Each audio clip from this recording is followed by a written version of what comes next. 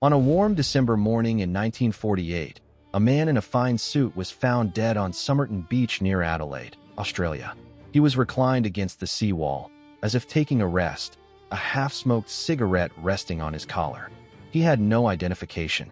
The tags on his clothes were removed, and in a hidden pocket, a tiny scrap of paper was found, printed with just 2 words, Tamám Shud. It means ended or finished in Persian. This is not the beginning of a spy novel. This is the real and utterly baffling case of the Somerton Man. I'm Ibnul J. Farabi, and this is the Unexplained Archive. The mystery only deepened from there. An autopsy revealed strange, unexplained internal congestion. He was physically fit, with oddly tapered fingers and large, strong calf muscles. A dancer's legs, some said. His teeth showed signs of a rare dental treatment uncommon in Australia.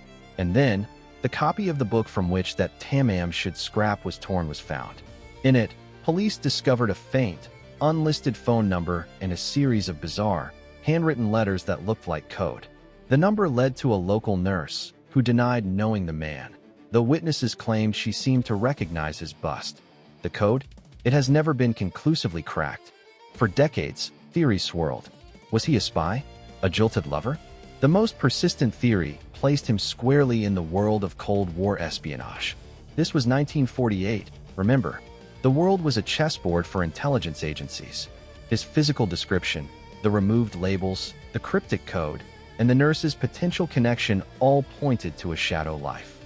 Some even speculated he was a Soviet agent, poisoned by his own handlers. The Tamám Shud note, a dramatic final signal from a Persian poetry book, felt like the perfect, tragic closing note for a man of secrets. But the human story was always missing. Who was he? For over 70 years, his identity was the central, haunting question.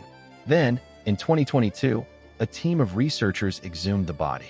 They used advanced DNA analysis and genealogical techniques. And they announced a name, Carl Charles Webb, a man from Melbourne, an electrical engineer who had separated from his wife. This seemed, for a moment, to solve it. The mystery man was just a man with a life, a wife, a profession.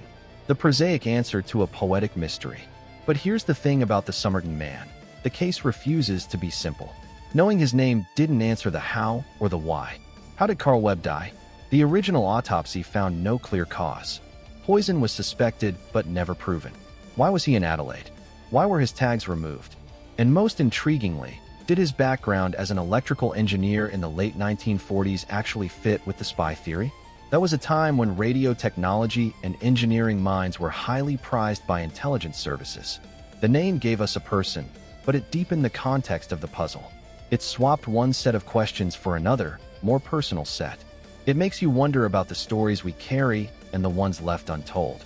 Carl Webb walked onto that beach carrying a narrative of a marriage, a career, a decision to travel that was completely invisible to the world that found him.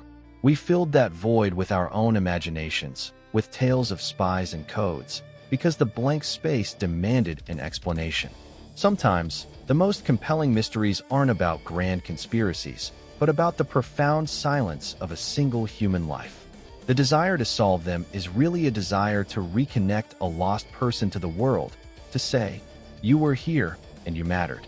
The Somerton Man, Carl Webb, remains an enigma wrapped in our identity. The case is a masterclass in how a single, silent figure can captivate the world for generations, reminding us that some stories are written not in words, but in absences. For the Unexplained Archive, I'm Ibnul J. Farabi. This episode was produced by Light Knot Studios.